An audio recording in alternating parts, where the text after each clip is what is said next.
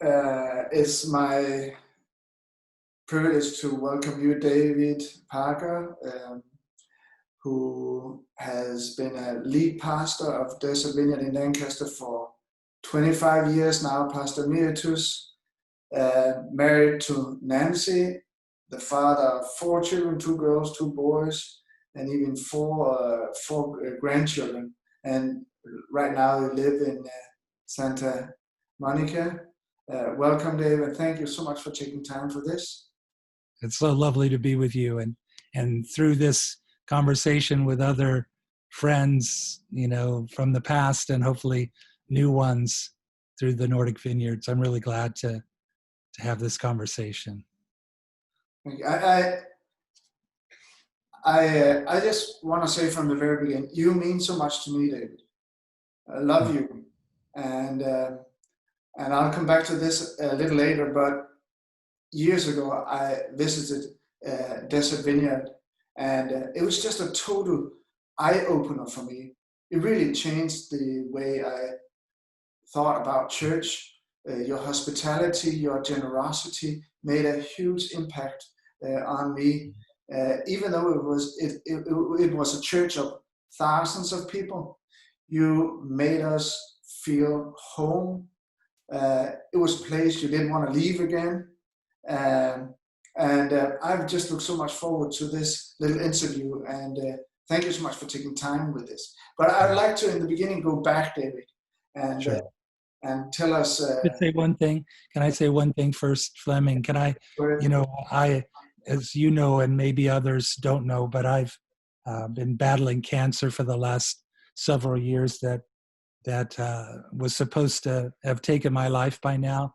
And in that space, you really do look back and you kind of reevaluate, like how meaningful was this or that, or like you take stock, and thankfully I don't have regrets about what I did, how I pursued ministry, etc. But there are some things I'm really glad I did, and one of the things I'm really glad I did was to develop a relationship with you and the Nordic Vineyards and others, and come there and invest and receive. I'm so glad for that relationship. It brings me joy remembering it, and I do say to you, Flemming, I love you, and I love the Nordic Vineyards. So that's been a special part of my my heart and my life and my ministry. So I just wanted to say that.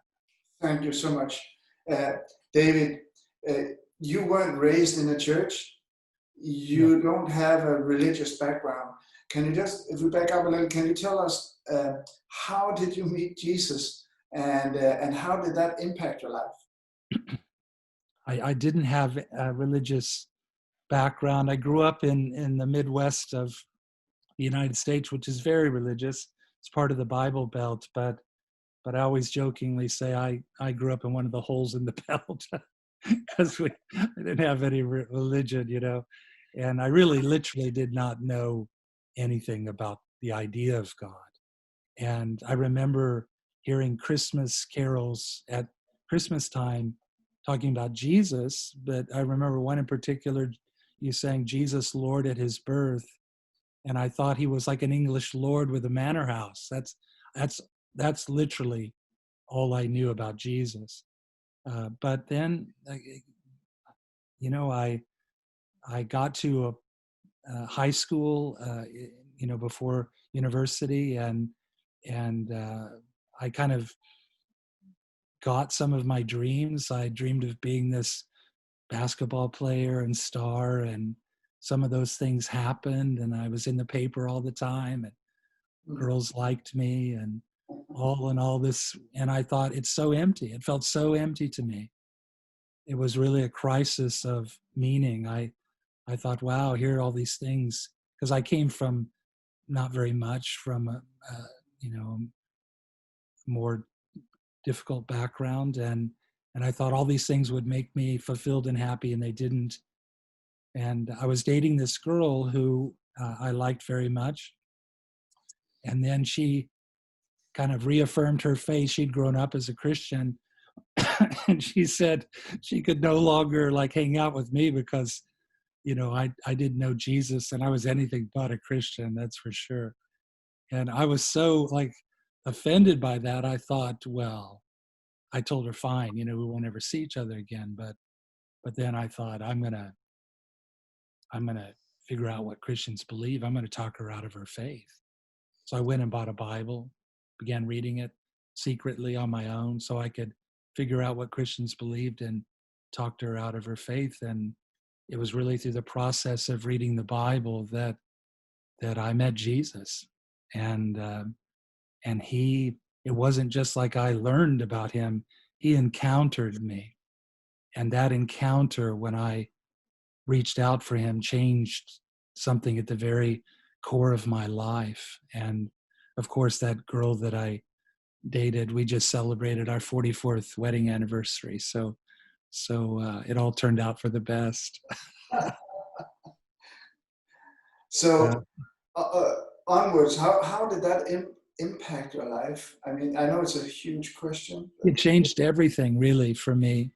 I was always, one of those kids that things came easy for: sports, school. I was a troublemaker, always in trouble, but still I could ace every test because I just had that ability.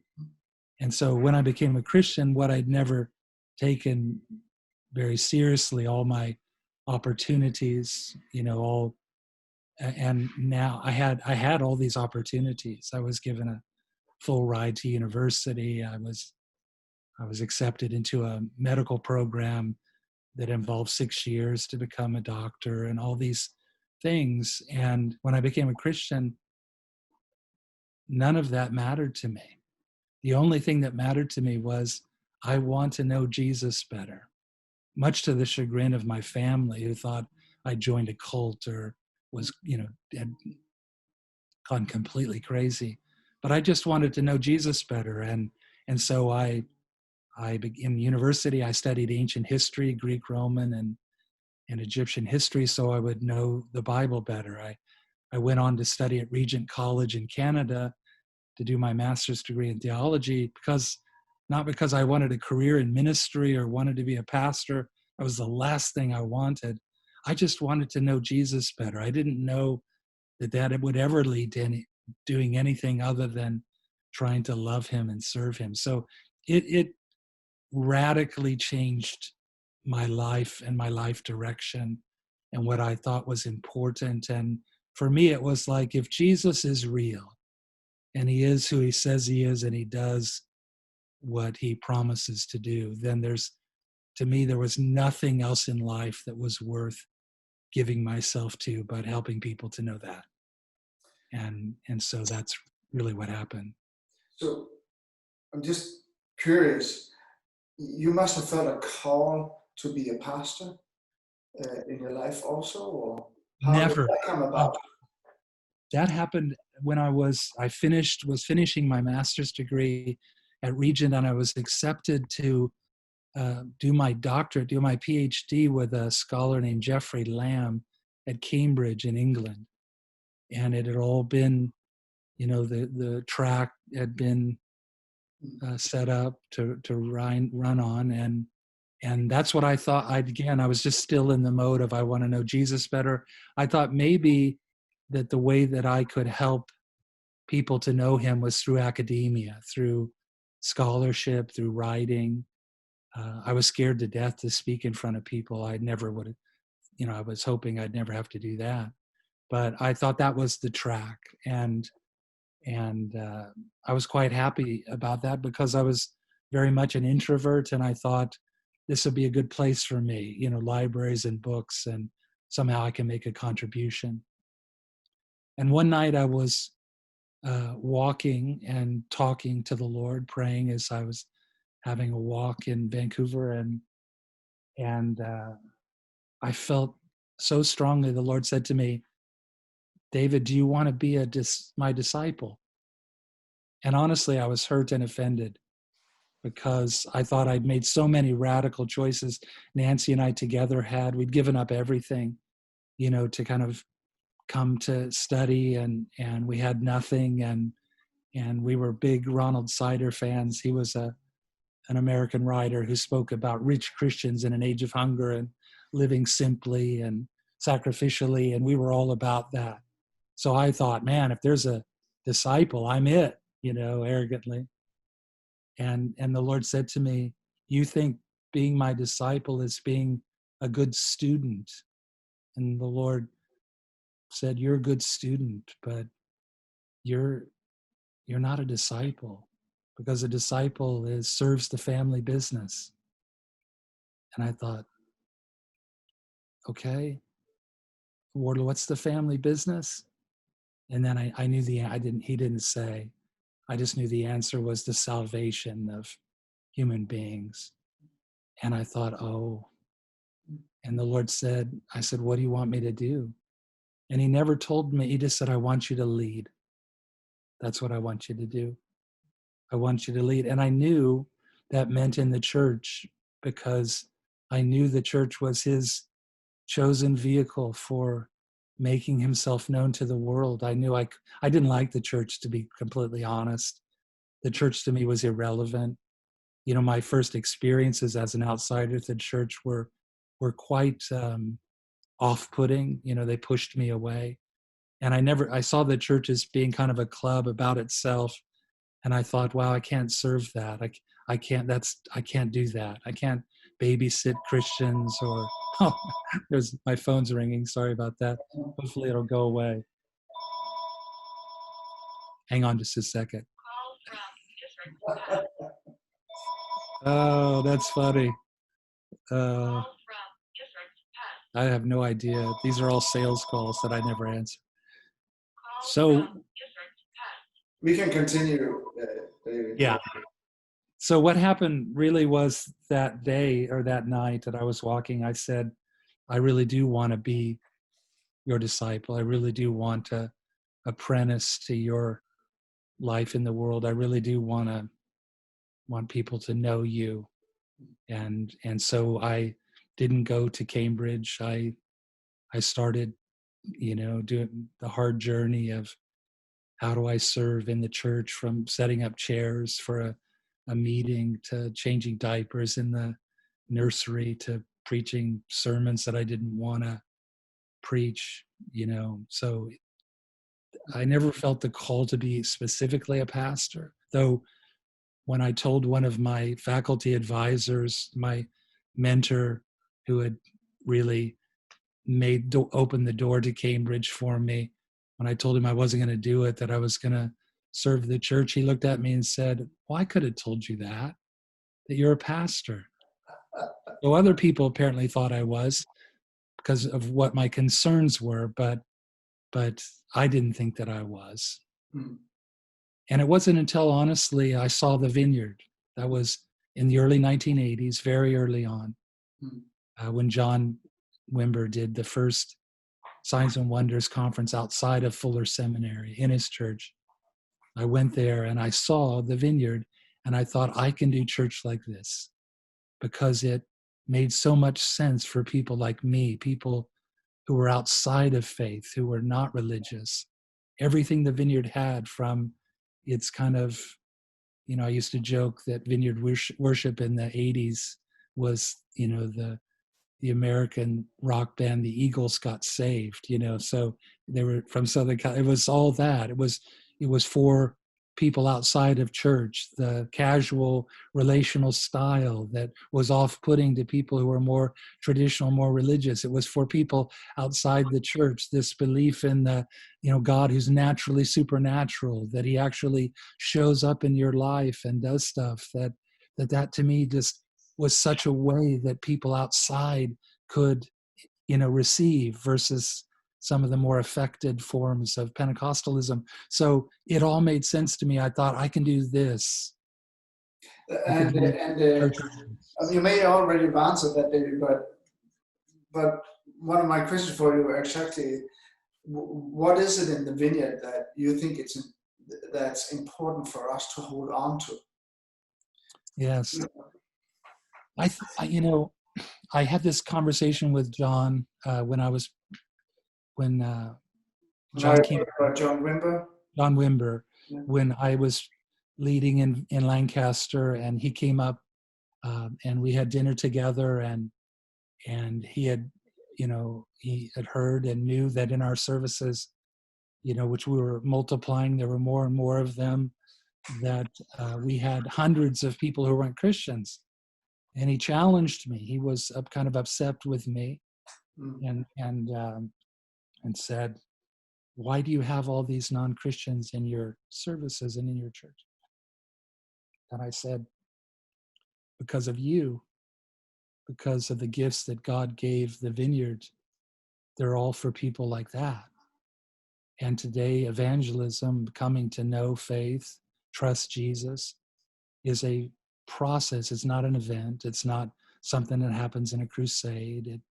It happens because people build relationship and have their questions answered, and quite frankly, get surprised that Jesus is more real, more loving, more present than they thought, that the church is not a ridiculous community of bigoted people, that when people get surprised, then their heart opens to faith. And what better context for that surprise than within the community itself, if we were just gracious enough, generous enough to receive them.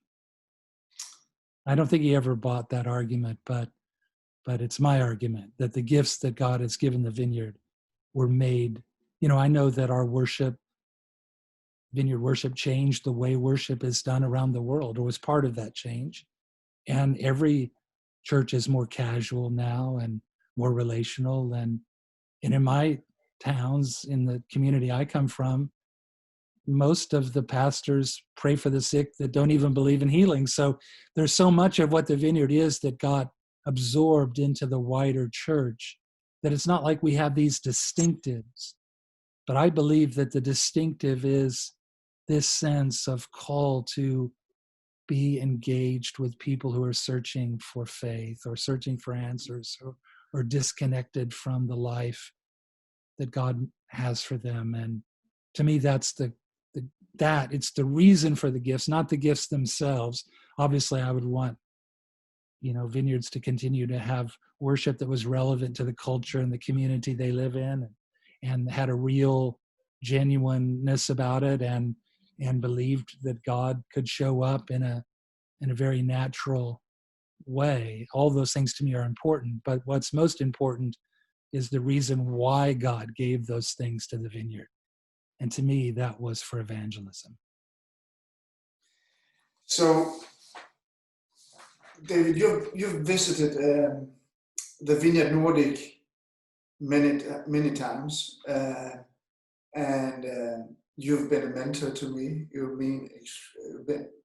meant extremely much to me, and the way we think about church. And you, as far as I recall, you introduced this thought of the church being very inclusive to us in the Nordic, which I think for many of us changed our perspective.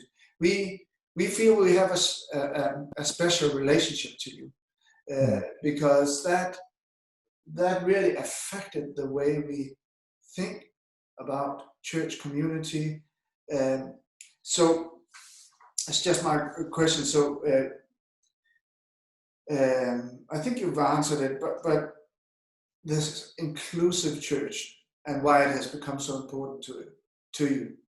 And you must, it's all about giving people hope, faith, love. Yes. This core, there's a couple of core passages that have shaped my kind of internal compass and the direction of my life. Certainly Luke 15 and the parables about lost things is very critical. The priority of the recovering the lost things, and the statement that begins that passage that Jesus welcomed sinners and hung out and ate with them, and eating, of course, is the symbol of an inclusive embrace of your circle of relationships. So that, and then also what Paul says, that it's patience, kindness, and tolerance that lead us to repentance. That to me, an inclusive church, and honestly, I know we don't want to go off course, but my heart is broken in these days here in the United States when the church and its identification with its politics has now kind of reaffirmed the perception of people that the church is a place of bigotry, intolerance, meanness, exclusiveness. The thing that I so long to build and long to inspire, quite frankly, and wish that I had done more. But a church that is patient, kind, and tolerant. That if people experience that from the church, the odds, the chances go up of encountering the Lord in a way that brings real repentance. And this whole idea that we bark at people or we shame them into change, or somehow we legislate people into morality, it's a joke. No one more than Christians should know that doesn't work. That the law could never lead us, could never deliver us. So to me, the inclusive church is a church that is uncomfortable and messy, and prioritizing its connection with people in process. And to me, that's the only way towards a future where there's growing life and hope, not only in the church, but in our communities. So the church is meant to be an example of diversity. It's meant to be an example of reconciliation. It's meant to be an example of preferring others over ourselves. I mean, and what is needed more than that?